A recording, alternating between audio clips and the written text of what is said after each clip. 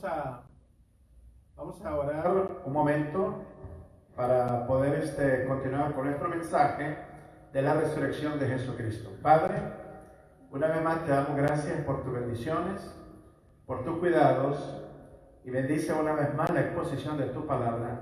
Bendice a tu iglesia alrededor del mundo y ayúdanos a ser victoriosos en medio de estas circunstancias. En Cristo te lo pedimos.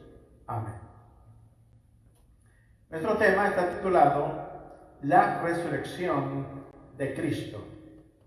Vamos a ir a nuestras Biblias a 1 Corintios capítulo 15, versículo 16 al versículo 20.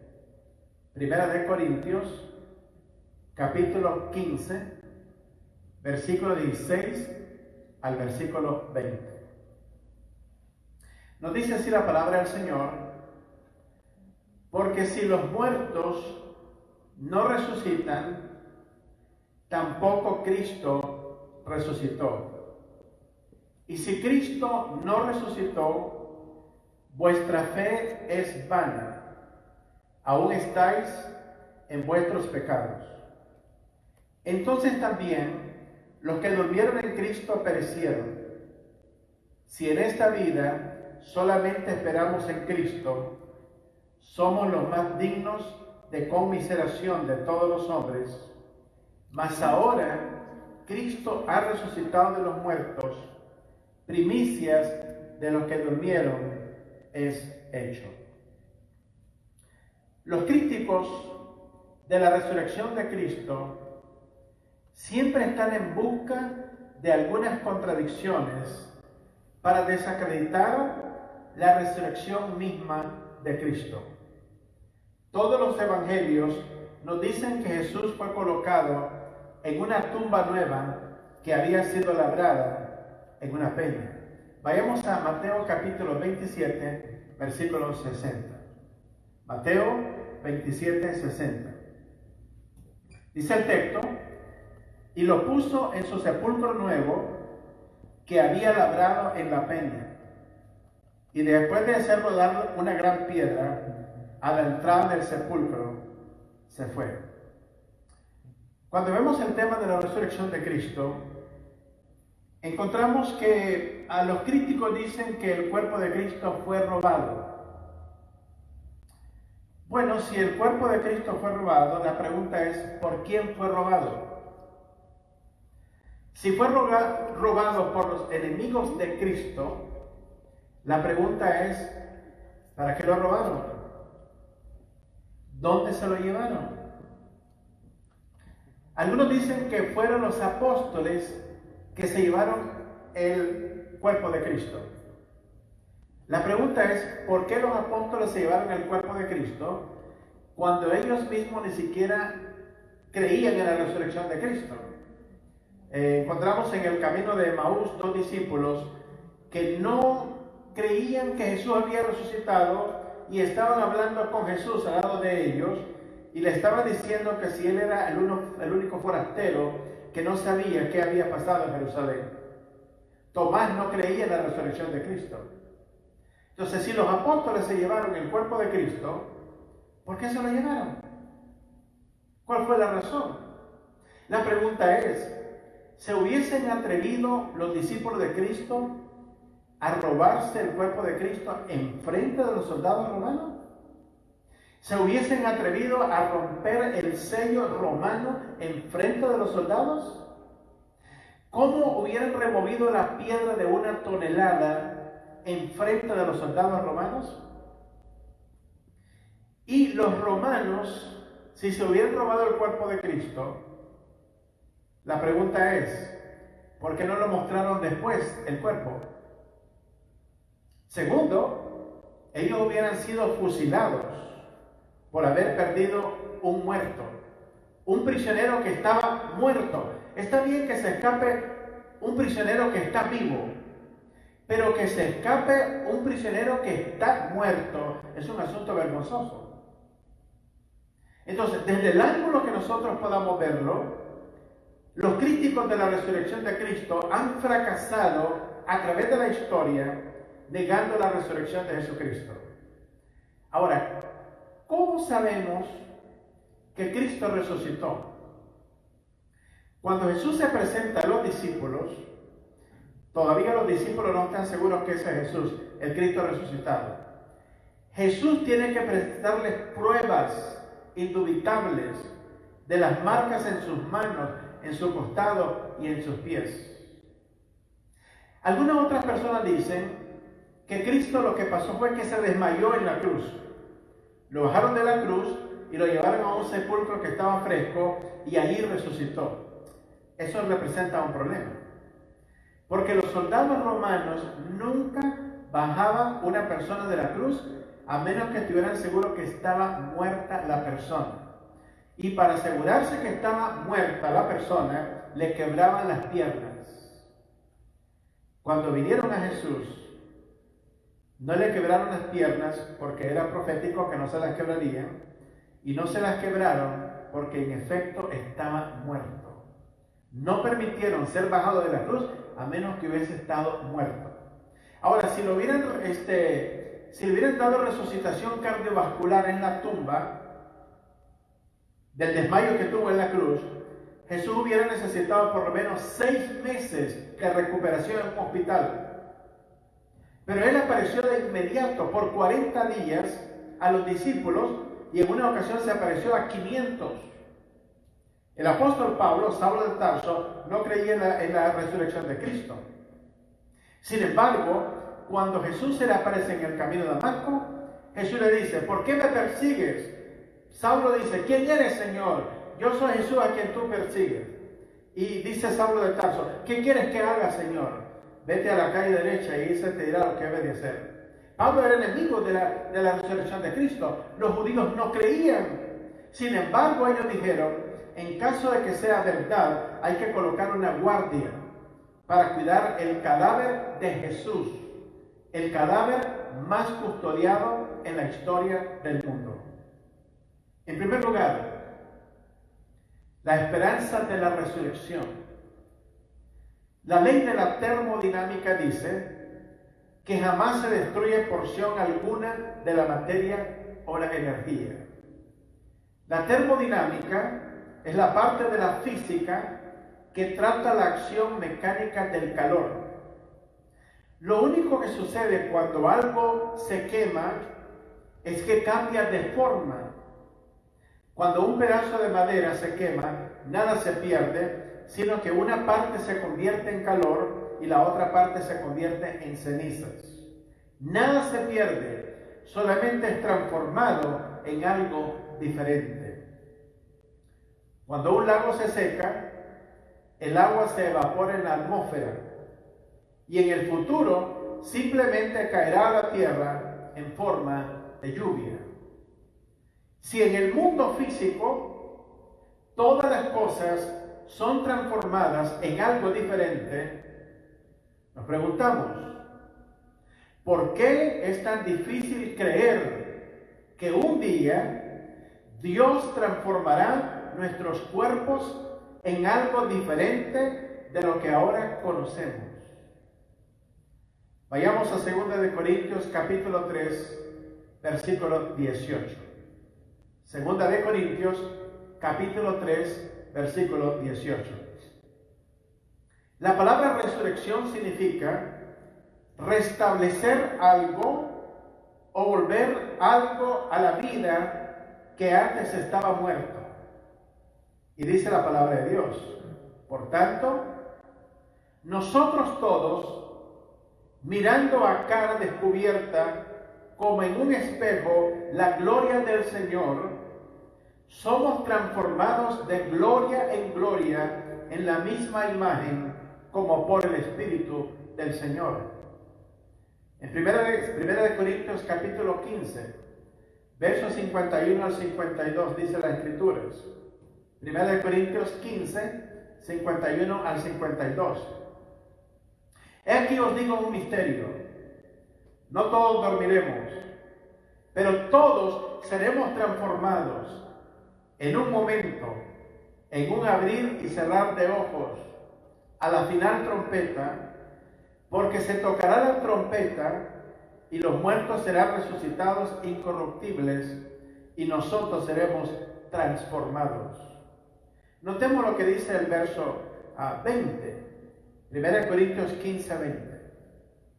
Mas ahora Cristo ha resucitado de los muertos, primicias de los que durmieron es hecho. A nivel personal, ¿cómo sabemos que Cristo ha resucitado? Él vive en nuestros corazones y ha transformado nuestra vida. La mejor y más grande experiencia y evidencia indubitable de la resurrección de Cristo es que Él vive en nuestros corazones. Es más, el milagro más grande.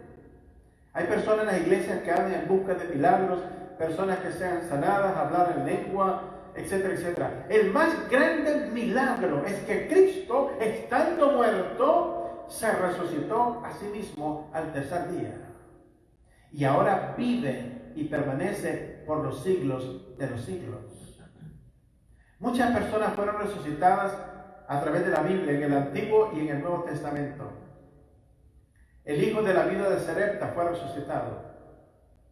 Un ladrón que fue tirado a orillas del cadáver del profeta Eliseo, al entrar en contacto con sus huesos, fue resucitado.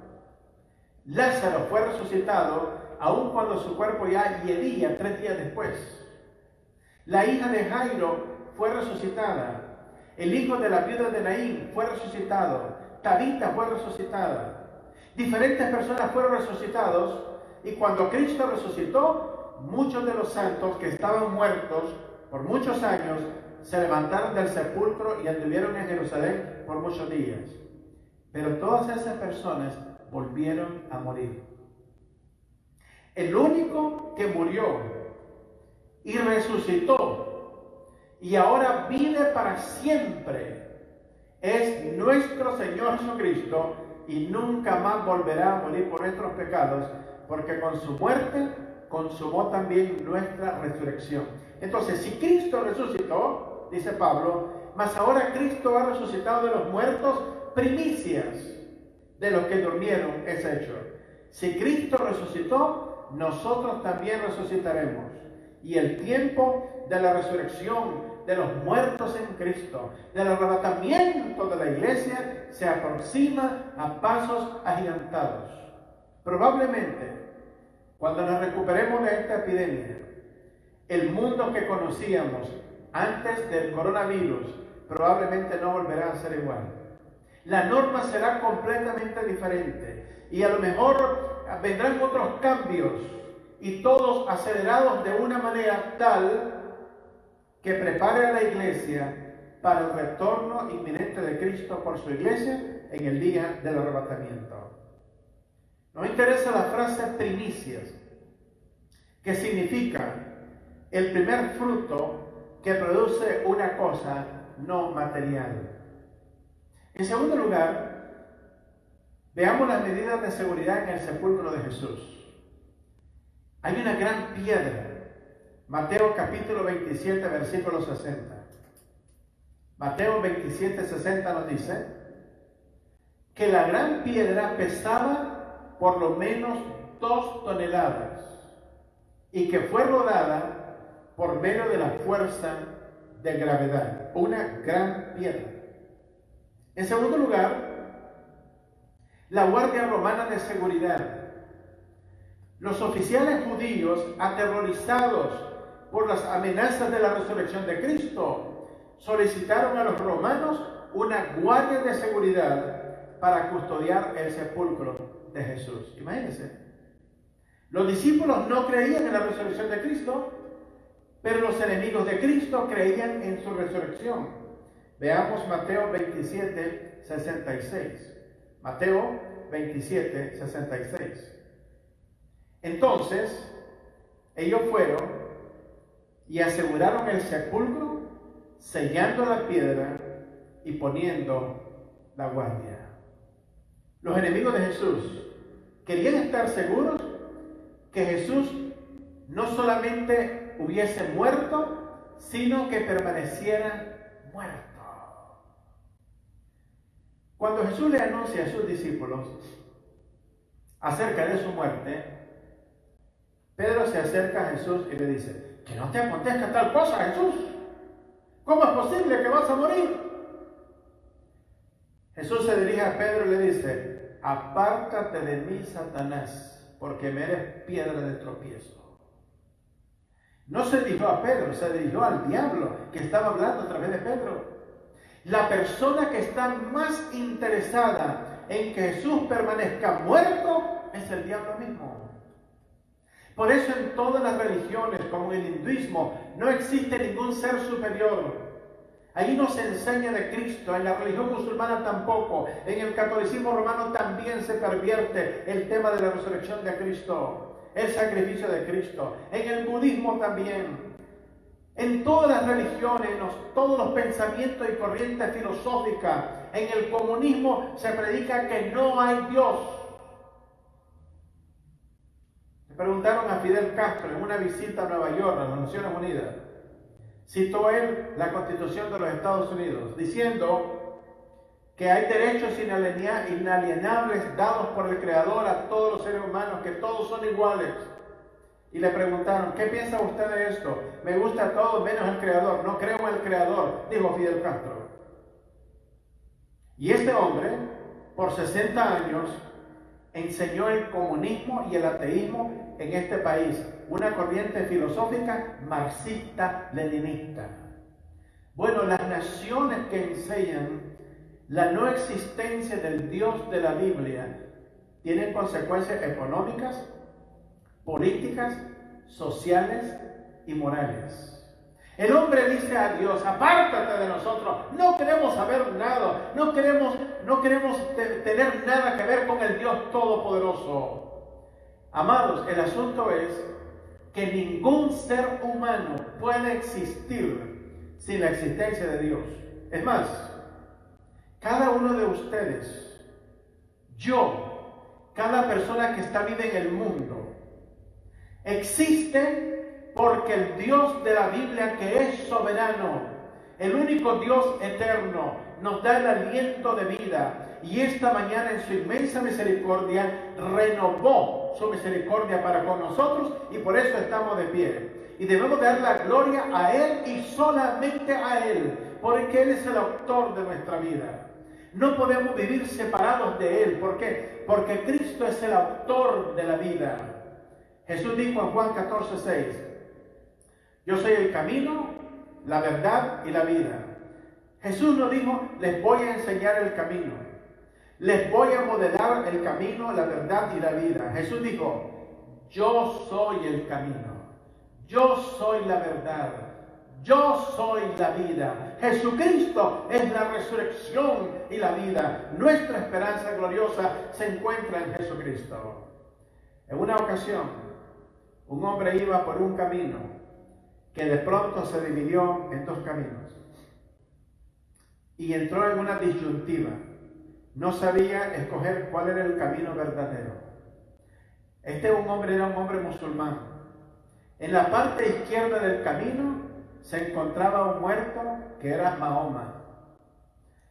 Y a la parte derecha se encontraba un hombre que estaba vivo, que es Jesucristo.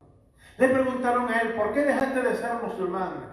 Dijo, porque le pregunté a los dos cuál era el camino, y el de la derecha me dijo, yo soy el camino, la verdad y la vida, y el de la izquierda no me contestó porque estaba muerto. Por eso cambié de ser musulmán a cristiano, porque el que estaba a la derecha me dijo que él era el camino. Por eso seguí a Jesucristo. En tercer lugar, el sello romano, Mateo 27:66. Entonces, ellos fueron y aseguraron el sepulcro, sellando la piedra y poniendo la guardia. Sobre la tumba de Jesús, los romanos colocaron un sello en presencia de la guardia. Ese sello no podía ser violado. Después de ser inspeccionado la gran piedra, se le colocaba un gran cordón de un lado al otro con barro, y finalmente se sellaba con el sello del gobernador romano. Ahora,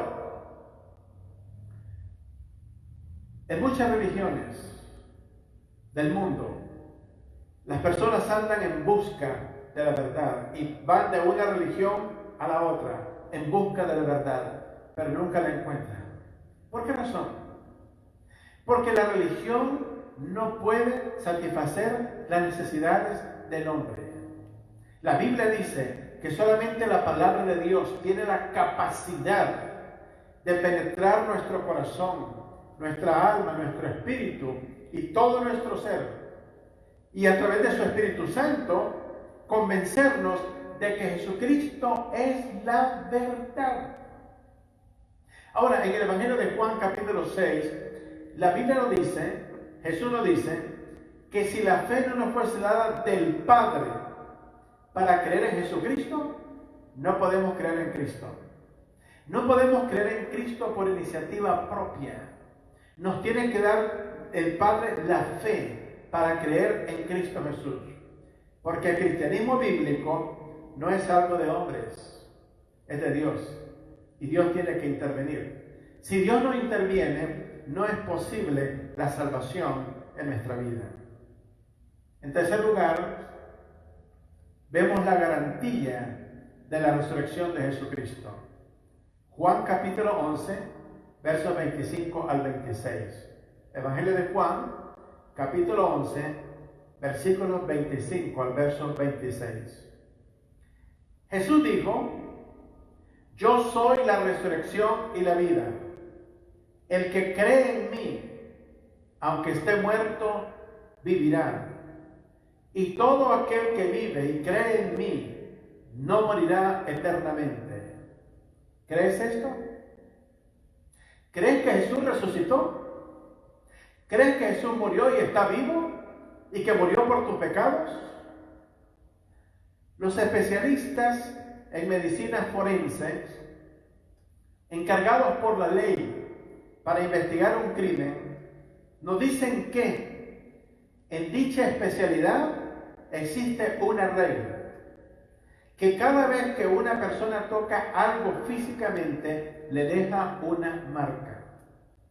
Asimismo, la resurrección de Jesucristo ha dejado una marca en cada hijo de Dios. ¿Cómo? Ha sido sellado por el Espíritu Santo.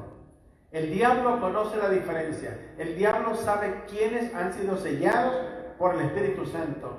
Por eso en los días de la gran tribulación, Él también marcará y sellará a los suyos, imitando siempre las obras de Dios.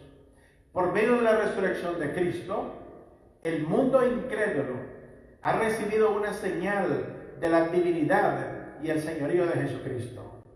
Una señal existe para comunicar información y dirección. La resurrección de Cristo nos dirige hacia el Evangelio de la salvación prometido y anunciado en las Santas Escrituras por medio de sus profetas. La resurrección de Cristo nos debe dejar en claro que todas las palabras de Cristo son verdaderas y también son confiables.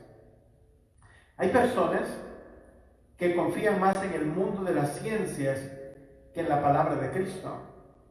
La Escuela de Medicina de la Universidad de Harvard emitió el siguiente reporte en relación a los efectos de la sal en la hipertensión.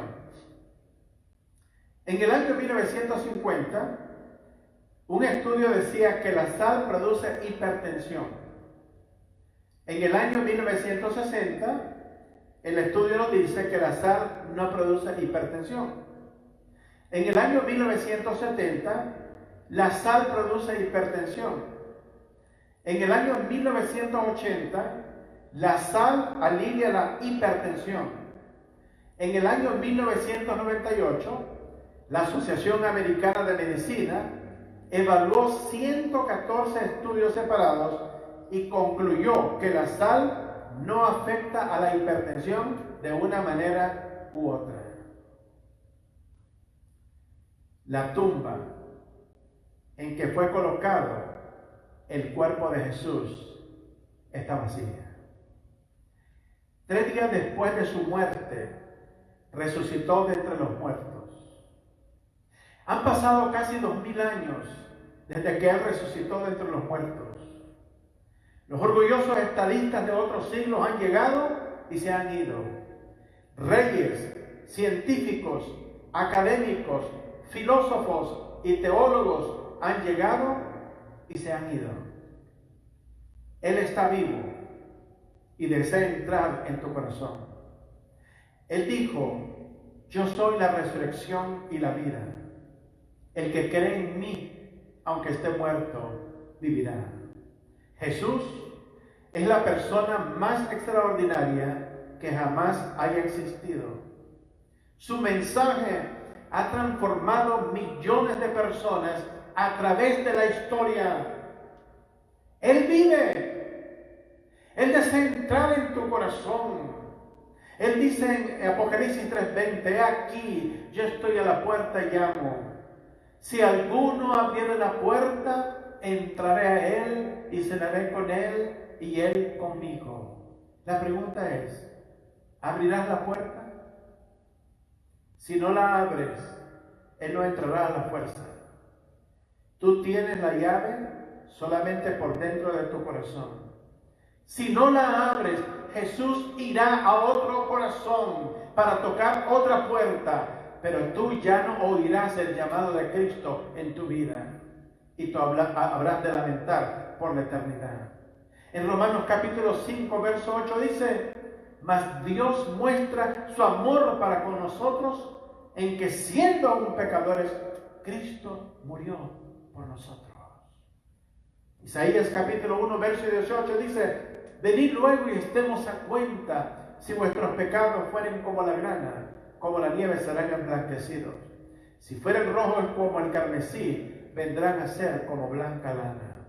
Jesús te dice: ven ahora para que Él pueda transformar tu vida.